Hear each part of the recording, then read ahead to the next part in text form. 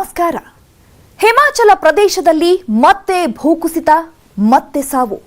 Bus ಮೇಲೆ ಬೆಟ್ಟ ಕುಸಿತ. 50 ಮಂದಿಗೆ ಏನಾಯ್ತು ಗೊತ್ತಾ? 2014ರಿಂದ ಭಾರತದಲ್ಲಿ ಭೂಕುಸಿತ ಹೆಚ್ಚಾಗಿದ್ಯಾಕೆ? ಇದೇ ಈ ಹೊತ್ತಿನ ಫೋಕಸ್ 18 ಮಹಾ ಕುಸಿತ. ನಾನು ಚೈತ್ರ ರಾಜ್. ಹಿಮಾಚಲ ಪ್ರದೇಶದಲ್ಲಿ ಮತ್ತೆ ಭೂಕುಸಿತ, ಮತ್ತೆ ಸಾವು.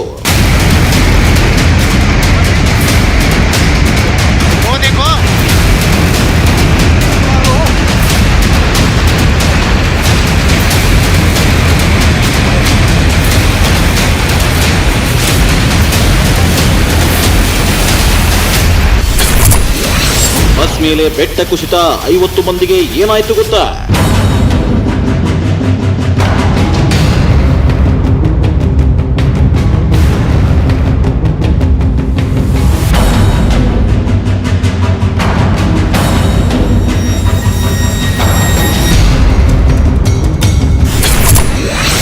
ಎರಡು 2014ರಿಂದ ಭಾರತದಲ್ಲಿ ಭೂಕುಸಿತ ಹೆಚ್ಚಾಗಿದ್ಯಾಕೆ?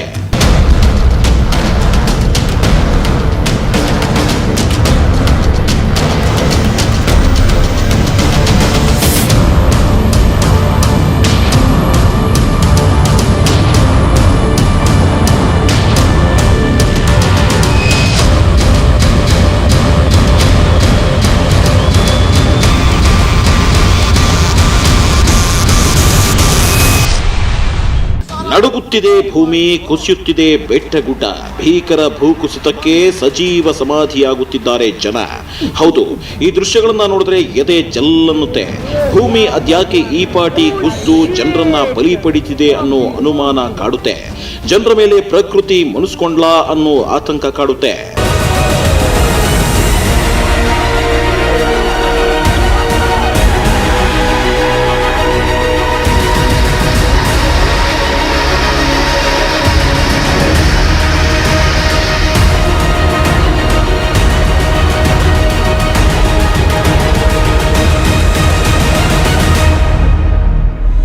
ಹಾಗಾದ್ರೆ ಕಂಡಲ್ಲಿ ಭೂಮಿ ಬಾಯಿ ಬಿಡ್ತಿರೋದು ಯಾಕೆ?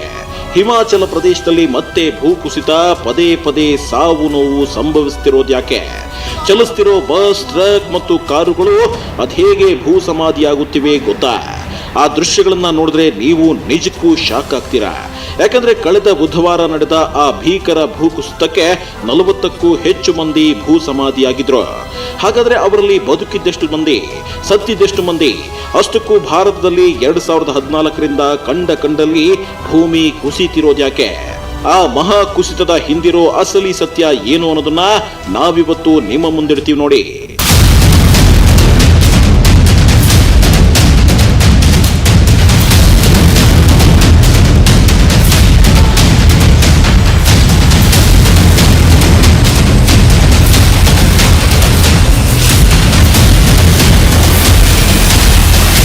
ಇದು ಜಲಪಾತವಲ್ಲ, ಬೆಟ್ಟದಿಂದ ಬೀಳುತ್ತಿರೋ ಕಲ್ಲು ಮಣ್ಣಿನ ಮಹಾ ಕುಸಿತ. ರಭಸವಾಗಿ ಬೀಳ್ತಿರೋ ಈ ಕಲ್ಲುಗಳ ಶಬ್ದವನ್ನ ಕೇಳಿದ್ರೇನೆ ಎದೆ ಜಲ್ಲನ್ನುತ್ತೆ. ಅಂಥದ್ರಲ್ಲಿ ರಕ್ಕಸ ವೇಗದಲ್ಲಿ ಈ ಗುಡ್ಡದಿಂದ ಬೃಹತ್ ಕಲ್ಲು ಬಂಡೆಗಳು ರಸ್ತೆಯಲ್ಲಿ ಹೋಗುತ್ತಿದ್ದ ಬಸ್, ಟ್ರಕ್ಕು ಮತ್ತು ಕಾರುಗಳ ಮೇಲೆ ಬಿದ್ದಿದ್ವು. ಹೀಗಾಗಿ ನೋಡ್ತಿದ್ದಂತೆ 40ಕ್ಕೂ ಹೆಚ್ಚು ಮಂದಿ ಭೂ ಸಮಾಧಿಯಾಗಿದ್ರು.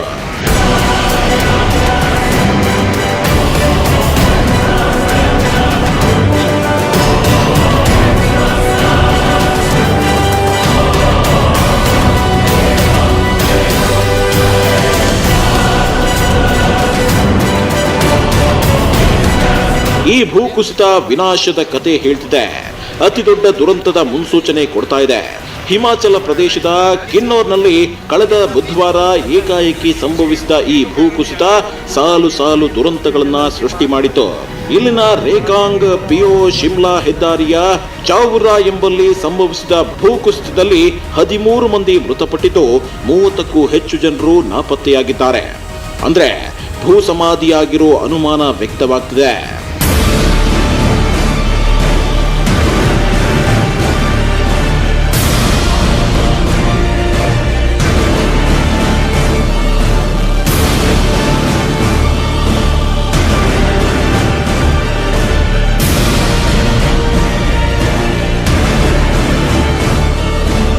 ಹಿಮಾಚಲ ಪ್ರದೇಶ ರಾಜ್ಯ ರಸ್ತೆ ಸಾರಿಗೆ ಸಂಸ್ಥೆಯ ಬಸ್ ರೇಕಿಂಗ್ ಪಿಯೋದಿಂದ ಹರಿದ್ವಾರದ ಕಡೆಗೆ ಶಿಮ್ಲಾ ಮೂಲಕ ಹಾದು ಹೋಗುತ್ತಿತ್ತು. ಈ ವೇಳೆ ಭೂಕುಸಿತದ ಪರಿಣಾಮ ಈ ದುರಂತ ಸಂಭವಿಸಿದೆ. ರಾಷ್ಟ್ರೀಯ ವಿಪತ್ತು ನಿರ್ವಹಣಾ ತಂಡ ಮತ್ತು ಭಾರತ ಟಿಬೆಟ್ ಪೊಲೀಸ್ ಸಿಬ್ಬಂದಿ ರಕ್ಷಣಾ ಕಾರ್ಯ ಕೈಗೊಳ್ಳುವ ವೇಳೆ ಅವಶೇಷದಡಿ ಬಸ್ ಪತ್ತೆಯಾಗಿತ್ತು. ಕೆಲ ಮೂಲಗಳ ಪ್ರಕಾರ ಬಸ್ ಸುಮಾರು 500 ಮೀಟರ್ ಅವಶೇಷದಡಿಯಲ್ಲಿ ಸಿಲುಕಿದ್ದು 200 ಮೀಟರ್ ಸುಟ್ಲೇಜ್ ನದಿ ದಂಡೆಯ ಮೇಲೆ ಸಿಕ್ಕಿ ಹಾಕೊಂಡಿತ್ತು. ಜೊತೆಗೆ 13 ಮಂದಿಯನ್ನ ರಕ್ಷಣೆ ಮಾಡಿದ್ದು, ತೀವ್ರವಾಗಿ ಗಾಯಗೊಂಡ ಎಲ್ಲರನ್ನೂ ಭಾವನಗರ ಆಸ್ಪತ್ರೆಗೆ ರವಾನಿಸಲಾಗಿದೆ. ಬಸ್ ಮತ್ತು ಬಲೆರೋ ಜೀಪು ಕೂಡ ಅವಶೇಷಗಳಡಿ ಸಿಲುಕಿಕೊಂಡಿದ್ದು, ಅದರಲ್ಲಿರುವವರು ಬದುಕುಳಿದಿರುವ ಸಾಧ್ಯತೆ ಕಡಿಮೆ ಎಂದು ಹೇಳಲಾಗುತ್ತಿದೆ. ಹಿಮಾಚಲ ಪ್ರದೇಶದ ಬಹುತೇಕ ರಸ್ತೆಗಳು ಮಳೆಗಾಲದ ಸಂದರ್ಭದಲ್ಲಿ ಕುಸಿಯುತ್ತವೆ ಮತ್ತು ಉತ್ತಮ ರಸ್ತೆಗಳ ನಿರ್ಮಾಣ ಕೂಡ ಇಲ್ಲಿ ಕಷ್ಟ ಸಾಧ್ಯ. ಒತ್ತಾದ ಕಣಿವೆ ಪ್ರದೇಶಗಳಿಂದ ಕೂಡಿದ ಹಿಮಾಚಲ ಪ್ರದೇಶದಲ್ಲಿ ಪ್ರತಿ ವರ್ಷ ಪ್ರವಾಸಿಗರು ಸಿಲುಕಿ ಹಾಕಿಕೊಳ್ಳುತ್ತಿದ್ದಾರೆ.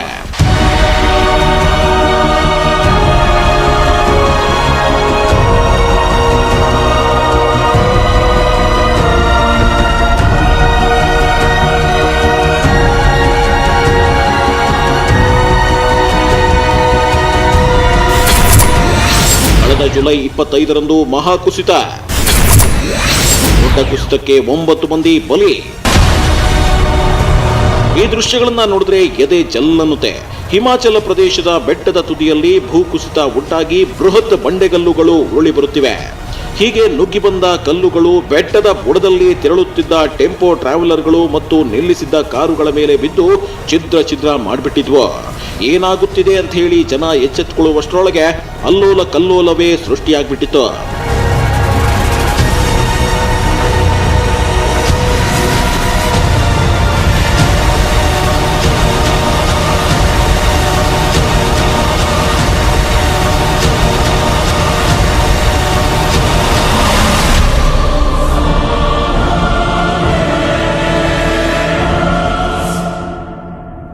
ಹೌದು ವೀಕ್ಷಕರೇ, ಕಳೆದ ಜುಲೈ 25ರಂದು ಹಿಮಾಚಲ ಪ್ರದೇಶದ ಕಿನ್ನೌರ್ ಜಿಲ್ಲೆಯ ಬಸ್ತೇರಿ ಬಳಿ ಈ ಮಹಾ ಭೂಕುಸಿತ ಸಂಭವಿಸಿತ್ತು.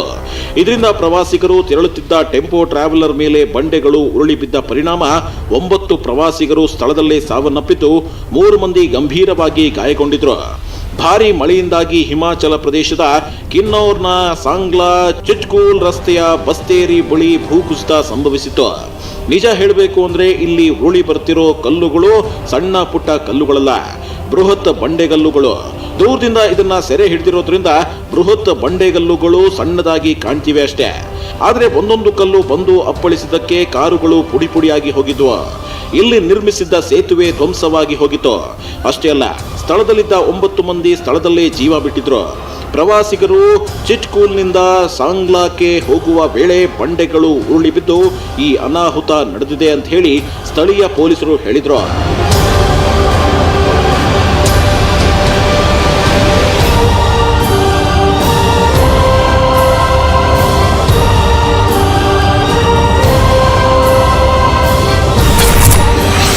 ಹಿಮಾಚಲ ಪ್ರದೇಶದಲ್ಲಿ ಕಂಡರಿಯದ ಭೀಕರ ಭೂಕುಸಿತ. 100 ಮೀಟರ್ ಹೆದ್ದಾರಿ ಸಮೇತ ಪಾತಾಳಕ್ಕೆ ಜಾರಿದ ಗುಡ್ಡ. ಇಲ್ಲಿ ನೋಡಿ, ಕಡಿದಾದ ಬೃಹತ್ ಗುಡ್ಡ ಹೇಗೆ ಕುಸಿತಾ ಇದೆ ಅನ್ನೋದನ್ನ. ಕೆಳಗೆ ಗುಡ್ಡ ಕುಸಿತಾ ಇದ್ರೆ ಮೇಲೆ ವಾಹನಗಳನ್ನ ನಿಲ್ಲಿಸಿಕೊಂಡಿರೋ ಪ್ರಯಾಣಿಕರ ಎದೆ ಬಡಿತ ಜೋರಾಗಿತ್ತು. ಆದ್ರೆ ನೋಡುತ್ತಿದ್ದಂತೆ ಗುಡ್ಡದ ಮತ್ತೊಂದು ಭಾಗ ಕುಸಿದು ಹೋಗಿದೆ. ಇದರಿಂದ ಹೆದ್ದಾರಿ ಕೂಡ ಮಣ್ಣಲ್ಲಿ ಮಣ್ಣಾಗಿ ಹೋಗಿದೆ.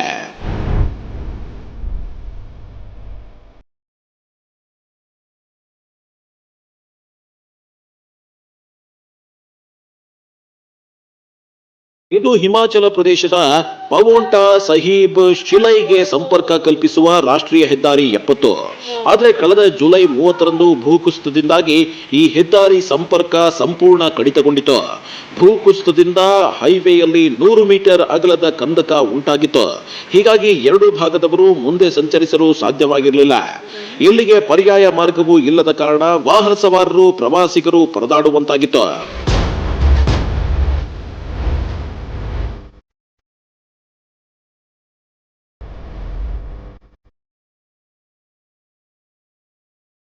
ಇನ್ನು ಪ್ರತಿ ವರ್ಷ ಮಳೆಯಾದಾಗಲೂ ಉತ್ತರ ಭಾರತದ ಹಿಮಾಚಲ ಪ್ರದೇಶ, ಜಮ್ಮು ಕಾಶ್ಮೀರ, ಉತ್ತರಾಖಂಡ್ ಸೇರಿದಂತೆ ಹಲವು ರಾಜ್ಯಗಳಲ್ಲಿ ಭೂಕುಸಿತ ಸಂಭವಿಸುವುದು ಸಾಮಾನ್ಯವಾಗಿಬಿಟ್ಟಿದೆ. ಈ ವೇಳೆ ಬೆಟ್ಟಗುಡ್ಡಗಳಲ್ಲಿ ಕಟ್ಟಿಕೊಂಡಿರೋ ಮನೆ ಮಠಗಳು ಕೂಡ ಕುಸಿದು ಬಿದ್ದಿರೋದು ಕ್ಯಾಮೆರಾಗಳಲ್ಲಿ ಸೆರೆಯಾಗಿದೆ.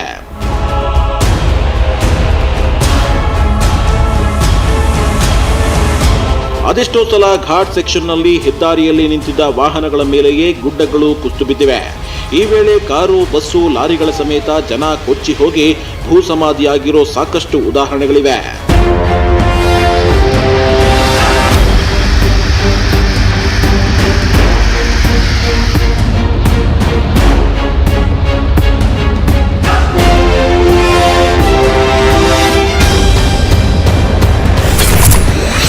ಫೆಬ್ರವರಿಯಲ್ಲಿ ಹಿಮ ಪ್ರಳಯಕ್ಕೆ 200 ಮಂದಿ. ಭಾರತದಲ್ಲಿ ಭೂಕುಸಿತ ಹೆಚ್ಚಾಗಿದ್ಯಾಕೆ? ಈ ಹಿಂದೆ ದೇಶದ ಎಲ್ಲೆಲ್ಲಿ ಭೀಕರ ಭೂಕುಸಿತಗಳು ಸಂಭವಿಸಿದ್ವು? ಆ ಕುರಿತ ರಿಪೋರ್ಟ್ ಅನ್ನ ನಿಮ್ಮ ಮುಂದಿಡ್ತೀವಿ. ಆದ್ರೆ ಅದಕ್ಕೂ ಮುನ್ನ ಪುಟ್ಟದೊಂದು ಬ್ರೇಕ್.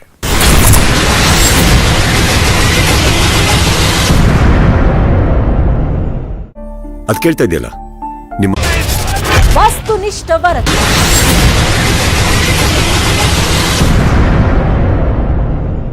ಹಿಂದೆಂದೂ ಕುಸಿಯದ ಭೂಮಿ ಮತ್ತು ಬೆಟ್ಟ ಗುಡ್ಡಗಳು ಕಳೆದ 7 ವರ್ಷಗಳಿಂದ ಹೆಚ್ಚಾಗಿ ಕುಸಿಯುತ್ತಿವೆ. ಅದರಲ್ಲೂ ಹಿಮಾಲಯ ತಪ್ಪಲಿನ ರಾಜ್ಯಗಳಲ್ಲಿ ಅತಿ ಹೆಚ್ಚು ಸಾವು ನೋವುಗಳು ಸಂಭವಿಸುತ್ತಿವೆ. ಹಾಗಾದ್ರೆ ಈ ಮಹಾ ಕುಸಿತಕ್ಕೆ ಅಸಲಿ ಕಾರಣ ಏನು? ಕಳೆದ 7 ವರ್ಷಗಳಲ್ಲಿ ಎಲ್ಲೆಲ್ಲಿ ಭೀಕರ ಕುಸಿತಗಳು ಸಂಭವಿಸಿದ್ವು ಗೊತ್ತಾ? ತೋರಿಸ್ತೀವಿ ನೋಡಿ. ಮಳೆಗಾಲದಲ್ಲೇ ಬೆಟ್ಟ ಗುಡ್ಡ ಮತ್ತು ಭೂಕುಸಿತಗಳು ಹೆಚ್ಚಾಗಿ ಸಂಭವಿಸ್ತವೆ. ಅದರಲ್ಲೂ ಬೆಟ್ಟ ಗುಡ್ಡಗಳು ಕಡಿದಾದ ಪ್ರದೇಶಗಳಲ್ಲೇ ಭೂಕುಸಿತ ಹೆಚ್ಚಾಗಿ ಕಂಡುಬರುತ್ತೆ. ನಿಮಗೆ ಗೊತ್ತಿರಲಿ, 2018ರಲ್ಲಿ ಕರ್ನಾಟಕದ ಕೊಡಗು ಮತ್ತು ಕೇರಳದಲ್ಲೂ ರಣಭೀಕರ ಮಳೆಯಾಗಿತ್ತು. ಆಗಲೂ ಇದೇ ರೀತಿ ಭೂಕುಸಿತ, ಗುಡ್ಡ ಕುಸಿತಗಳು ಸಂಭವಿಸಿದ್ವು. ಕೊಡಗಿನಲ್ಲಿ ಬೃಹತ್ ಮನೆಗಳೇ ಪ್ರವಾಹದ ನೀರಲ್ಲಿ ತೇಲ್ಕೊಂಡು ಹೋಗಿದ್ವು. ಪ್ರವಾಹದ ರಭಸಕ್ಕೆ ಹಳ್ಳಿಗಳೇ ನಾಮಾವಶೇಷವಾಗಿದ್ವು. ನಿಜ ಹೇಳಬೇಕು ಅಂದ್ರೆ ಇಂದಿಗೂ ಕೇರಳದಲ್ಲಿ ಜೋರು ಮಳೆಯಾದ್ರೆ ಅಲ್ಲಲ್ಲಿ ಗುಡ್ಡ ಕುಸಿತ, ಭೂಕುಸಿತಗಳು ಸಂಭವಿಸುತ್ತವೆ.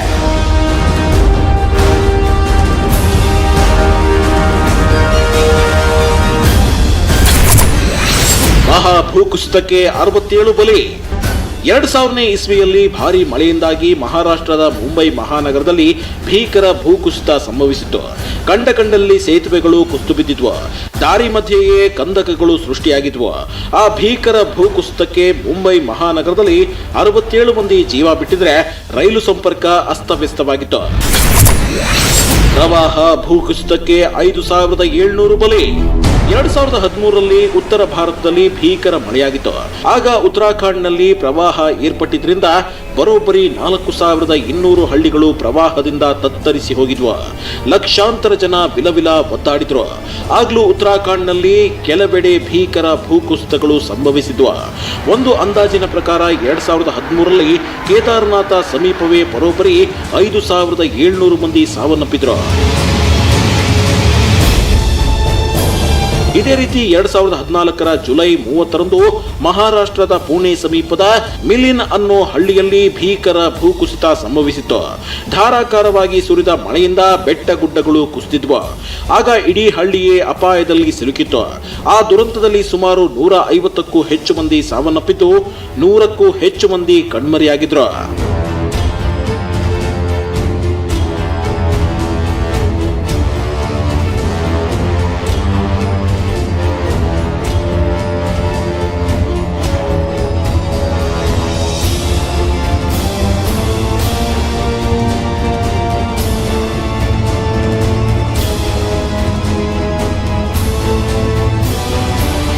ಆದರೆ ಇತ್ತೀಚಿನ ದಿನಗಳಲ್ಲಿ ಉತ್ತರಾಖಂಡ್ ಮತ್ತು ಹಿಮಾಚಲ ಪ್ರದೇಶಗಳಲ್ಲಿ ಸಾಲು ಸಾಲು ಭೂಕುಸಿತಗಳು ಸಂಭವಿಸುತ್ತಿವೆ. ಕೆಲವೆಡೆ ಬೆಟ್ಟ ಗುಡ್ಡಗಳು ಕುಸಿಯುತ್ತಿದ್ರೆ ಮತ್ತೆ ಕೆಲವೆಡೆ ಹಿಮಶಿಖರಗಳು ಕರಗಿ ಭೀಕರ ಪ್ರವಾಹವನ್ನು ಸೃಷ್ಟಿ ಮಾಡುತ್ತಿವೆ.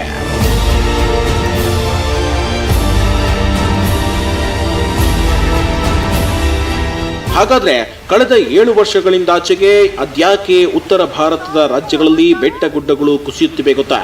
ಅದುವೇ ಅಭಿವೃದ್ಧಿ ಹೆಸರಲ್ಲಿ ಬೆಟ್ಟ ಗುಡ್ಡಗಳನ್ನ ಕೊರೆದು ರಸ್ತೆಗಳನ್ನ ನಿರ್ಮಾಣ ಮಾಡ್ತಿರೋದು. ಹೌದು ವೀಕ್ಷಕರೇ, ಪರ್ವತ ಶ್ರೇಣಿಗಳು ಅಂದ್ಮೇಲೆ ಅಲ್ಲಿ ಅಪಾಯ ಕಟ್ಟಿಟ್ಟ ಬುತ್ತಿ. ಇಂಥ ಸ್ಥಳಗಳಲ್ಲಿಯೂ ಅಭಿವೃದ್ಧಿ ಹೆಸರಲ್ಲಿ ಕಾಮಗಾರಿಗಳನ್ನ ನಡೆಸಲಾಗ್ತಿದೆ. ಕಡಿದಾದ ಬೆಟ್ಟ ಗುಡ್ಡಗಳನ್ನ ಕೊರೆದು ರಸ್ತೆಗಳನ್ನ ನಿರ್ಮಾಣ ಮಾಡಲಾಗ್ತಿದೆ. ಹೀಗಾಗಿ ಜೋರು ಮಳೆ ಬಂದಾಗ ಬೆಟ್ಟ ಗುಡ್ಡಗಳ ಮಣ್ಣು ಸಡಿಲವಾಗಿ ಭೀಕರ ಭೂಕುಸಿತಗಳು ಸಂಭವಿಸುತ್ತಿವೆ. ನಿಮಗೆ ಗೊತ್ತಿರಲಿ, ಹಿಮಾಚಲ ಪ್ರದೇಶ ಬೃಹತ್ ಬೆಟ್ಟ ಗುಡ್ಡಗಳಿಂದ ಕೂಡಿರೋ ಪ್ರದೇಶ. ಒಂದು ಕಡೆಯಿಂದ ಮತ್ತೊಂದು ಕಡೆ ಹೋಗಬೇಕು ಅಂದ್ರೆ ಬೆಟ್ಟ ಗುಡ್ಡಗಳ ಮಧ್ಯೆ ರಸ್ತೆಗಳನ್ನ ನಿರ್ಮಿಸಲೇಬೇಕಾಗುತ್ತೆ. ಆದ್ರೆ ಹೀಗೆ ನಿರ್ಮಿಸಿರೋ ರಸ್ತೆಗಳೇ ಈಗ ಪ್ರಯಾಣಿಕರಿಗೆ ಮೃತ್ಯುಕೂಪಗಳಾಗಿ ಪರಿಣಮಿಸಿದೆ. ಭೂಕುಸಿತದ ವೇಳೆ ಬೃಹತ್ ಕಲ್ಲು ಬಂಡೆಗಳು ಉರುಳಿ ಬಂದು ವಾಹನಗಳ ಮೇಲೆ ಬೀಳುತ್ತಿವೆ. ಕೆಲವೊಮ್ಮೆ ಇಡೀ ಗುಡ್ಡಗಳು ಕುಸಿಯುತ್ತಿರೋದ್ರಿಂದ ಜನ ಭೂಸಮಾಧಿಯಾಗ್ತಿದ್ದಾರೆ.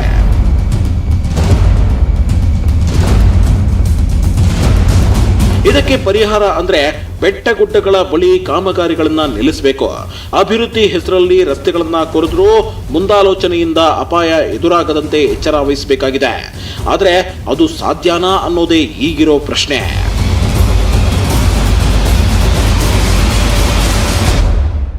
ನೋಡಿದ್ರಲ್ಲ, ಹಿಮಾಚಲ ಪ್ರದೇಶ ಸೇರಿದಂತೆ ಹಲವೆಡೆ ಬೆಟ್ಟ ಗುಡ್ಡಗಳು ಕುಸಿಯೋಕೆ ಅದೇನು ಕಾರಣ ಅನ್ನೋದನ್ನ. ಹೀಗಾಗಿ ಪ್ರಕೃತಿಗೆ ವಿರುದ್ಧವಾಗಿ ನಡೆದ್ರೆ ಎಂಥ ಪ್ರಕೋಪಗಳು ಸಂಭವಿಸೋದು ಕಾಮನ್. ಹೀಗೆ ಹೇಳ್ತಾ ಇವತ್ತಿನ ಫೋಕಸ್ 18 ಮುಗಿಸ್ತಾ ಇದ್ದೀವಿ. ನೋಡ್ತಾ ಇರಿ News 18 ಕನ್ನಡ. ಜಾಲ ನಮ್ಮದು, ಬಲ ನಿಮ್ಮದು.